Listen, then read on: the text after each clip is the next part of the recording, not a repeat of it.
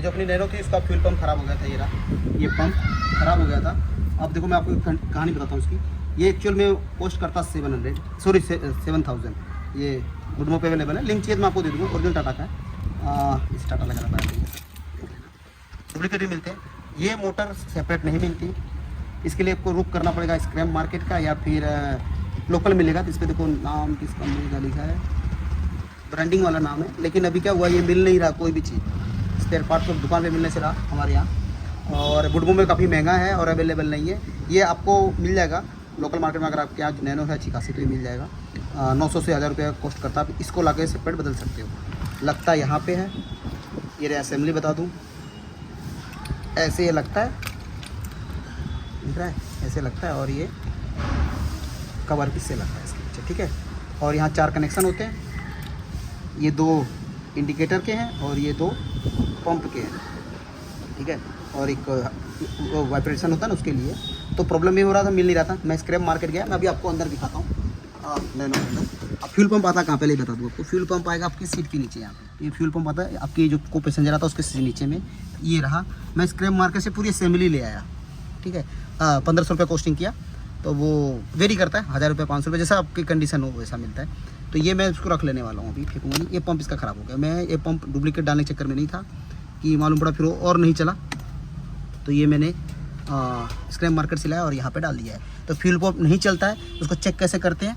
आजा जा बताता हूँ मैं। अगर फ्यूल पंप आपका नहीं चेक करा, चालू करा जाए चाबी तो आपको फ्यूल की पाइप निकाल लेनी बस। और पेट्रोल की पंप में आवाज़ आती है ऐसे घुर। तो देखो ये डीजल निकला, पेट्रोल निकला ना, बंद कर दे, तो पेट्रोल निकल रहा है।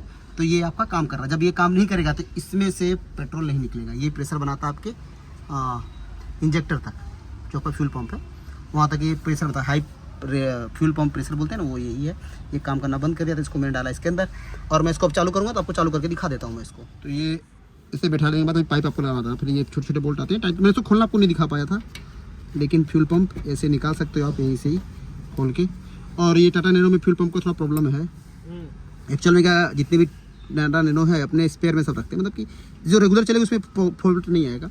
अगर आप यही सेम चीज़ देखोगे सीएनजी वाली गाड़ियों में, सीएनजी जो पेट्रोल वाली गाड़ियाँ आती है सीएनजी में, उनकी पेट्रोल में भी यही प्रॉब्लम है। पेट्रोल ख़राब हो जाएगा और आपका पंप सड़ा देगा। इसलिए रेगुलर चलाना चाहिए अगर आपकी सीएनजी वाली भी है। तो मैं इसको ऐसे लगा लेता हूँ पूरा।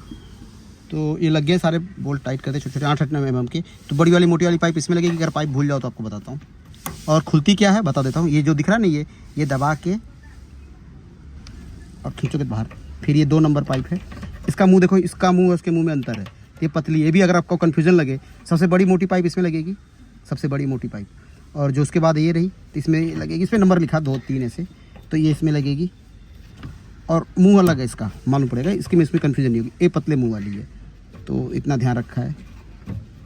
और पीछे लेके और ये बैठ गई।